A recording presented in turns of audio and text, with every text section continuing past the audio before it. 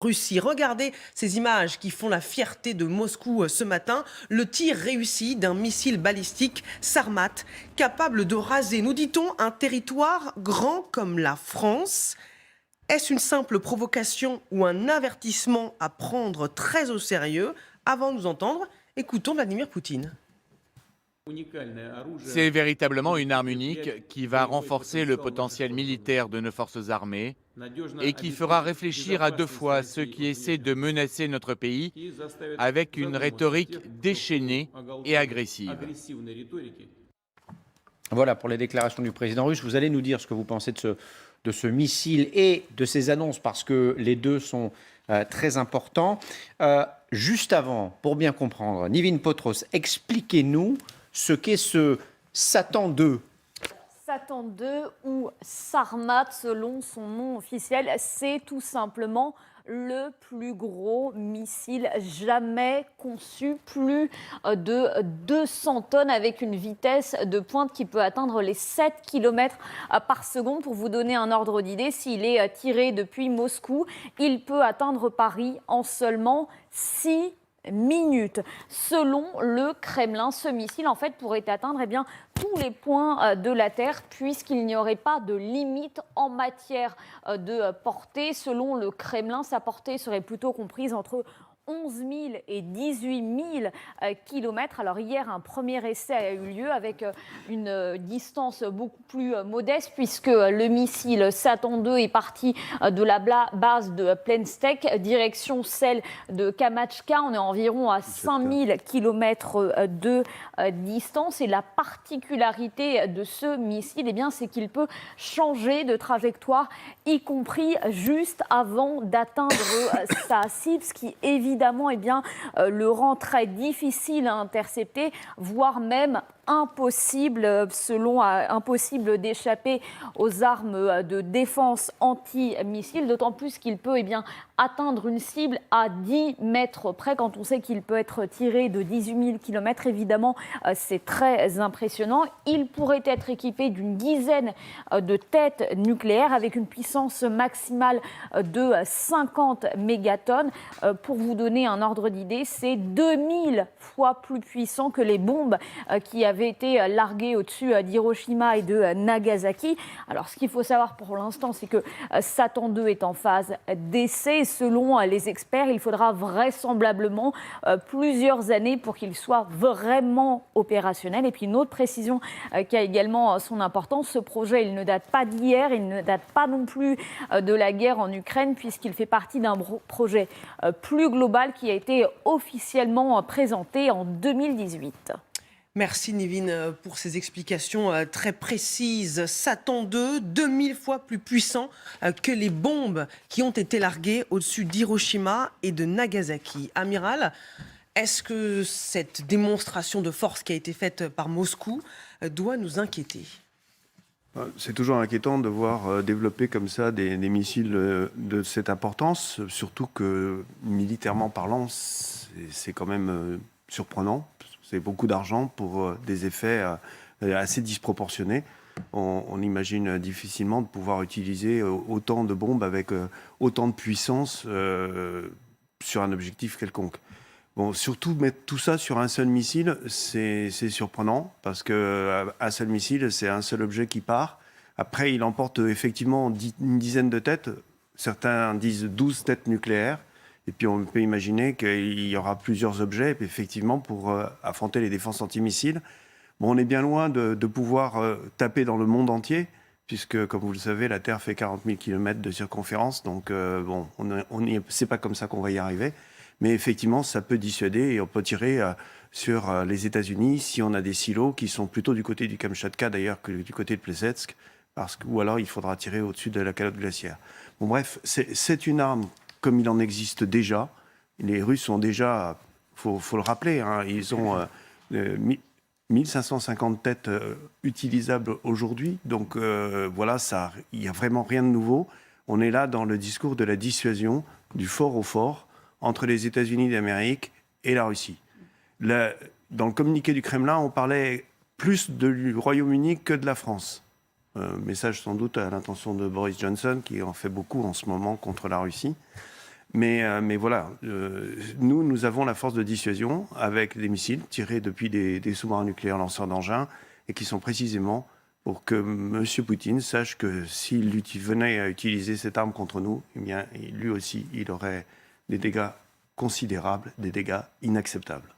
Bonjour Michel Polaco, merci d'être avec nous. Vous êtes expert en aéronautique et en question de défense, vous êtes spécialiste en armement. Très franchement, la puissance projetée de ce missile est spectaculaire. Ça sert à quoi d'avoir un missile comme celui-là? On imagine que si les Russes venaient à s'en servir, ce serait au-delà de la Troisième Guerre mondiale, une catastrophe pour l'ensemble de l'humanité.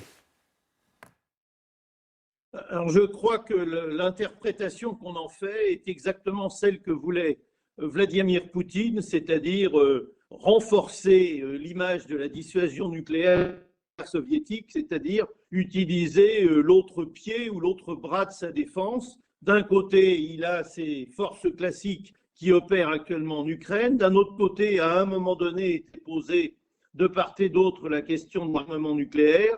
Et suite à un certain nombre d'événements, notamment le fait que l'OTAN et les Américains fournissent des armements de plus en plus efficaces et sophistiqués aux Ukrainiens, qu'ils fournissent des informations de plus en plus précises et intéressantes aux Ukrainiens, ce qui notamment a permis quand même de couler un croiseur. Les Russes ont voulu rappeler que si d'aventure on attaquait le cœur de leurs intérêts, et en l'occurrence, c'est ce qui concerne pour eux une menace véritable contre leur territoire ou une menace contre leurs intérêts essentiels, ils ont toujours une dissuasion nucléaire. Et au passage, ils ont rappelé avec ce missile balistique qui n'apporte pas grand-chose par rapport à tout ce qu'on connaît. Vous savez, comme le disait un stratège il y a longtemps, on peut essayer de tuer 800 millions de Français avec des armes, mais de toute façon, nous n'en avons que 67 millions à offrir. Donc voilà, c'est pareil pour ces missiles balistiques. Il y a, depuis le R-7 qui a lancé la première arme et fait la première démonstration, plus exactement, dans les années 50 en Russie soviétique, on a développé des missiles extrêmement puissants, de portée très longue, puisqu'ils sont balistiques. L'amiral Vichot disait tout à l'heure, la Terre fait 40 000 km, et ça veut donc bien dire qu'on n'est jamais à plus de 20 000 km en passant d'un côté ou de l'autre d'une cible. Et il y a bien longtemps qu'on est capable, grâce aux sous-marins nucléaires, par exemple, de se trouver toujours à une distance, à une portée de cible. Nous, les sous-marins nucléaires dont nous disposons, possèdent des missiles dont la portée est de l'ordre de 8 à 10 000 km. Les Russes en ont, les Américains en ont, les Britanniques en ont, les Chinois en ont.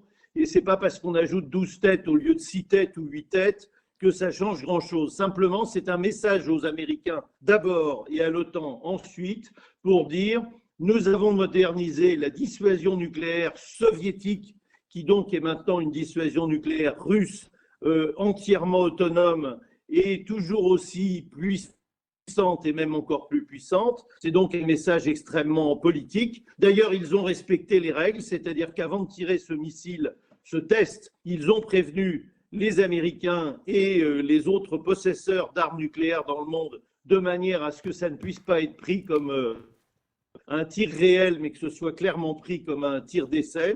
Donc, ils ont respecté la règle. Simplement, ils ont envoyé un message très important pour dire ce qui se passe en ce moment en Ukraine, ça relève du classique, ça ne relève pas de la sécurité et de la sûreté du territoire russe ou de vos propres territoires. Et par conséquent, pas de débat nucléaire, sinon, vous voyez, nous sommes en mesure de vous démontrer que notre dissuasion est toujours et encore plus crédible.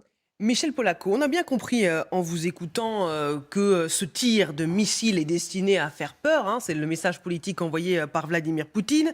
Ce n'est pas une arme unique sans équivalent, comme nous le dit le président russe. Mais très concrètement, cette arme qui peut transporter une dizaine d'ogives nucléaires, est-ce qu'elle est capable de raser un territoire comme la France? Quelle est sa capacité de destruction? C'est ça qu'on a envie de comprendre potentiellement ce matin. Alors, ces armes-là ne sont jamais tirées à l'unité. ni par les Français, ni par les Anglais, ni par les Américains, ni par les Chinois, ni par les Russes ou par d'autres, puisque vous savez que maintenant vous avez l'Inde, le Pakistan, etc., qui possèdent des armes nucléaires. Elles ne sont jamais tirées à l'unité. Et lorsqu'il y avait, avant la guerre froide, jusqu'à 30 000 ogives nucléaires de chaque côté, dans chaque camp, à l'est et à l'ouest, il y avait de quoi rayer à peu près tous les pays de la Terre sans aucune difficulté.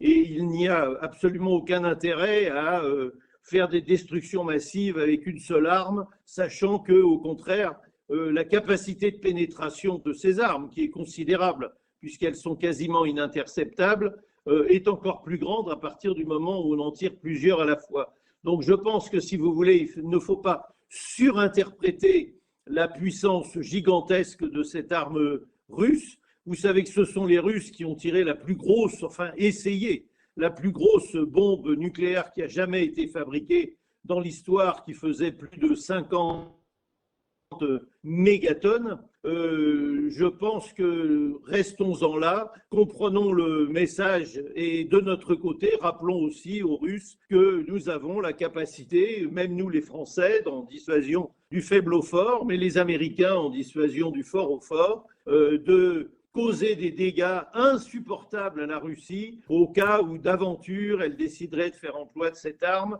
et quand bien même elle nous détruirait, nous serions en mesure, une fois détruits, de lui provoquer des dégâts absolument intolérables. C'est le principe même de la dissuasion. Mais je pense que là, on est dans un combat de communication qui fait partie de la dissuasion, et que ça s'arrête là, car cette arme n'apporte pas grand-chose à la capacité russe connue et connue depuis des décennies.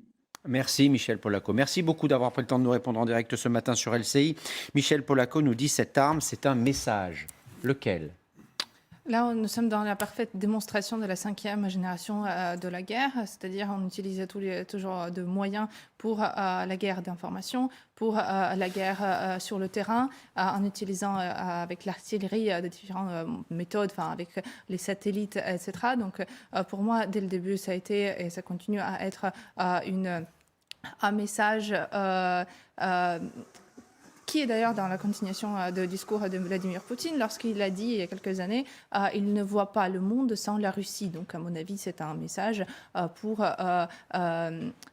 raisonner peut-être les Occidentaux.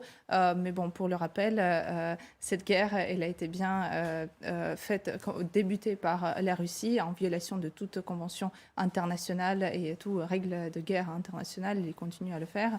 Donc pour moi, c'est un message de peur, mais il avait compris que l'Occident, c'est ça en fait, de ça qu'il a peur, de nucléaire, donc il tape dessus.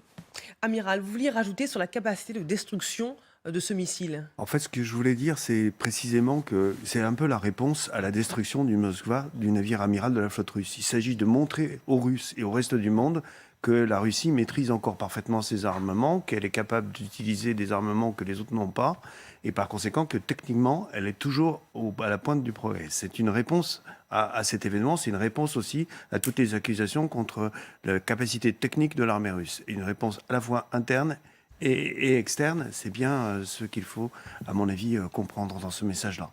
Et puis, c'est de rappeler aussi aux Américains qui ont peut-être fourni, dont on a dit qu'ils avaient fourni les renseignements utiles pour couler ce croiseur amiral, que le chemin est étroit entre la Troisième Guerre mondiale et